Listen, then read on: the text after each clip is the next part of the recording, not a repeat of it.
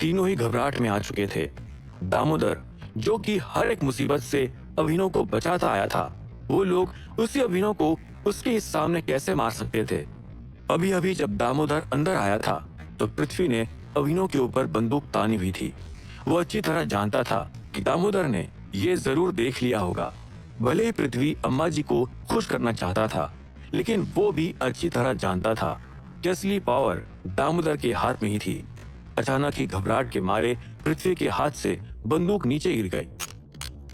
दामोदर ने सरकास्टिकली कहा, अरे पृथ्वी, तुमने बंदूक नीचे क्यों गिरा दी? अगर तुम मेरी नजरों के सामने ही अभिनव को गोली मारना चाहते हो तो मारो ना, रुक क्यों गए? पृथ्वी को ऐसा लगा मानो दामोदर के शब्द उसकी छाती को छलनी करके पार हो गए हो, और वो अचानक ही घुटनों के बल जमीन पर गिर पड़ा और तुरंत एक्सप्लेनेशन देते हुए बोला, दामोदर अंकल प्लीज, एक बार आप मेरा एक्सप्लेनेशन भी सुन लीजिए।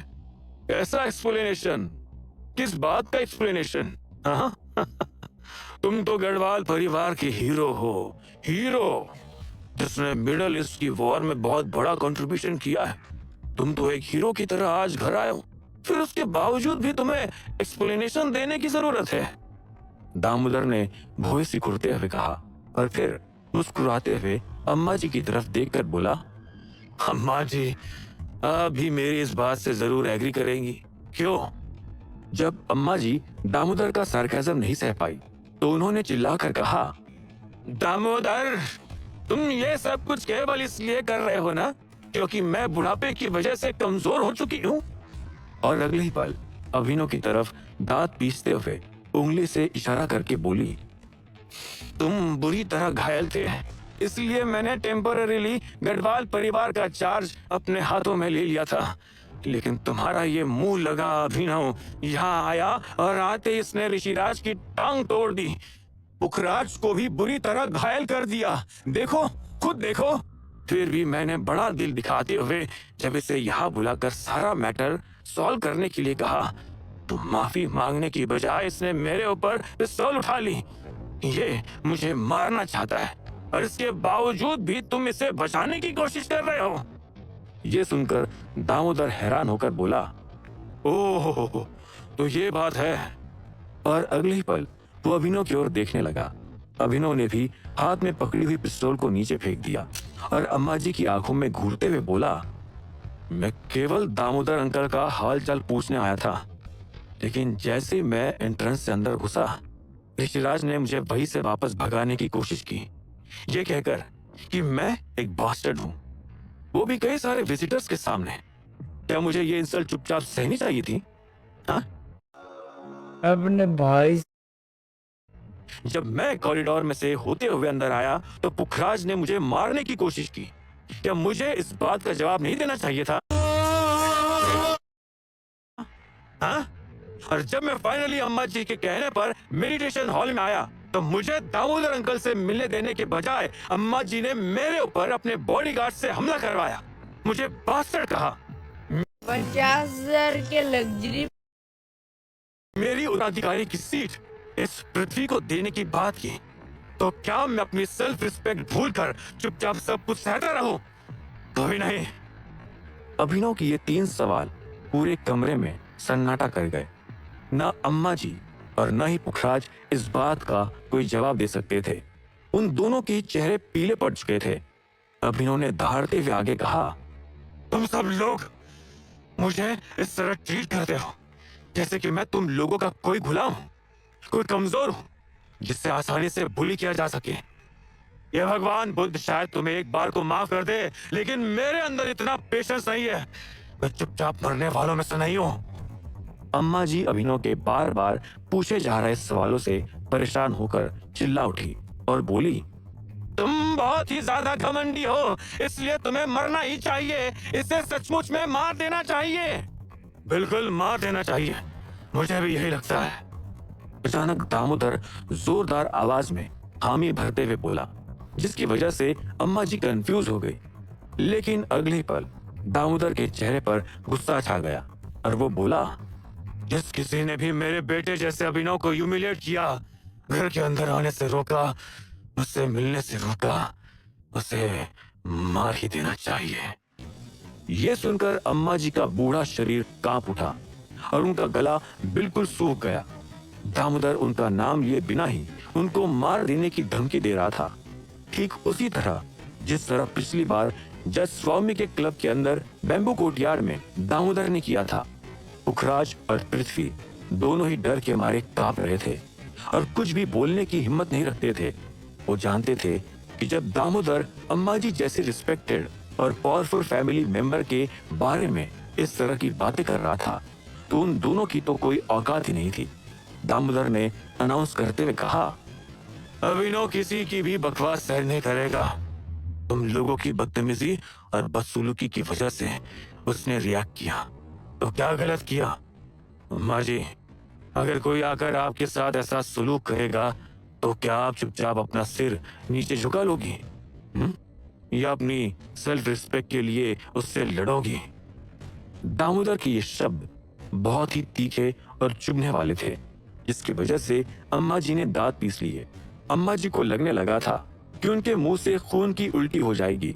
हमेशा लोगों से इज्जत पाने वाली अम्मा जी को इतना बुरा बर्ताव सहने की आदत नहीं थी। यहाँ तक कि अभिनव के आने से पहले दामोदर भी उनसे इज्जत के साथ बात किया करता था। इसलिए अब अम्मा जी को समझ नहीं आ रहा था कि उन्हें क्या कहना चाहिए था। इस वक्त गुस्से में उनका पूरा शरीर कांप रहा था। दामोदर ने मुस्कुराते हुए कहा, लगता है कि अम्मा जी का जवाब साफ है। वो भी बिना लड़े किसी के सामने नहीं झुक सकती। हाँ, इसका मतलब अभिनव गलत नहीं था। उसने जो भी किया ठीक किया। अम्मा जी फाइनली चिल्ला पड़ी, दामोदर, तुम इस तरह बात कर रहे हो जैसे इसने जो कुछ किया वो बिल्कुल ठीक था। हाँ? गढ़वाल परिवार की गद्दी पर बैठे होने के नाते तुम्हें परिवार के कानूनों को अपने दिल में रखकर फैसला लेना चाहिए। दामोदर, जो अब तक मुस्कुराते हुए सरकास्टिकली बातचीत कर रहा था, अचानक गुस्से से फट पड़ा और उसने जोर से व्हीलचेयर के आर्म रेस्ट पर मुक्का मारा और बोला, परिवारों के कानूनों की मैं भी रिस्पेक्ट करता हूँ, लेकिन वो कानून इसलिए बनाए गए थे ताकि किसी के साथ भी कोई दूसरा इंसान गलत ना कर सके। मैं दामोदर गढ़वाल ऐसे परिवार की गद्दी पर नहीं बैठा जिसे कोई भी बेवकूफ बना सके। कानून अंधा हो सकता है लेकिन मैं नहीं। नियमों की आड़ में अभिनव के साथ कोई भी बदसलूकी नहीं कर सकता। ये मैं कभी सहन नहीं करूंगा। आज अगर मैं कह रहा हूँ कि अभिनव ने जो कुछ किया वो ठीक था, तो फिर वो ठीक था। अम्मा जी, अगर आपको कोई परेशानी हो तो डायरेक्ट मुझसे डील करो। अभिनव कस्में घसीटने की कोई जरूरत नहीं है, वरना नियम कानूनों को तोड़ मरोड़ कर इस्तेमाल करना मुझसे बेहतर और कोई नहीं जानता। दामोदर के आखिरी सेंटेंस में एक धमकी थी, जिसकी वजह से अम्मा जी फाइनली बिना कोई पलटवार किए चुप हो गई। दामोदर ने हाथ के इशारे से कहा, तुम अभिनव खड़े खड़े क्या कर रहे हो? चलो मेरे साथ। अगली बार से तुम्हारे साथ कोई बदतमीजी करे तो पहले मुझे ही बुला लेना, फिर देखेंगे आगे क्या होगा। अभिनव हंसते हुए बोला, समझ गया अंकल, और चुपचाप दामोदर के पास पहुंच गया। पीछे पीछे हंसराज और कबीर भी दामोदर के साथ हो लिए और वो सभी वहां से चले गए। अम्मा जी का वो मेडिटेशन हॉल इस वक्त बिल्कुल सन्नाटे में था। दामोदर आया और सारा मैटर सॉल्व करके वहां से चला भी गया था और अम्मा जी उसका कुछ नहीं उखाड़ पाई। कुछ देर बाद फाइनली अम्मा जी को होश आया और वो गुस्से से अपनी मुट्ठी भींचते हुए चिल्लाई, ये दोनों बाप बेटा बिल्कुल पागल हो गए हैं, पूरी तरह पागल हो गए हैं। मुझे यकीन नहीं हो रहा कि गढ़वाल परिवार की बागडोर इवेंचुअली इन दोनों के हाथ में चली जाएगी। ये कहते हुए अम्मा जी गुस्से से इतनी लाल हो गई कि अचानक जोर जोर से सांसें लेने लगी। पुखराज ने तुरंत उन्हें सहारा दिया और बोला, अम्मा जी शांत हो जाओ, ज्यादा गुस्सा करने से तबीयत खराब हो जाएगी। लेकिन अम्मा जी ने अगले पल पृथ्वी की तरफ नजरें घुमाई और गुस्से में बोली, पृथ्वी बेवकूफ रही के अगर तुमने 1 सेकंड पहले गोली चला दी होती तो वो दामोदर आकर हमें इस तरह बुली करके नहीं जाता और अभिनव का भी खेल हमेशा के लिए खत्म हो जाता। ये सुनकर पृथ्वी के पैरों तले जमीन खिसक गई, लेकिन उसने कोई जवाब नहीं दिया और चुपचाप सर झुकाकर खड़ा रहा। पृथ्वी अच्छी तरह जानता था कि अगर उसने 1 सेकंड पहले गोली चलाकर अभिनव को मार दिया होता तो इस वक्त वो भी दामोदर के हाथों मर चुका होता। अम्मा जी के महल से निकलने के बाद अभिनव ने वाणी को हटाकर खुद दामोदर की व्हीलचेयर को धक्का देना शुरू किया। वहां से जाते वक्त किसी ने भी कुछ नहीं कहा। फाइनली कबीर ने एक धीमी आवाज में पूछा, वाणी, तुमने दामोदर सर को कैसे ढूंढा? गढ़वाल परिवार का ये मेंशन कई एकड़ में फैला हुआ है और कई फैमिली मेंबर्स को तो पूरी जिंदगी इस महल के अंदर गुजारने के बावजूद भी सारे रास्ते पता नहीं है। इसलिए वाणी, तुम्हारा पहली बार में दामोदर सर को ढूंढ लेना हैरान कर देने वाला है।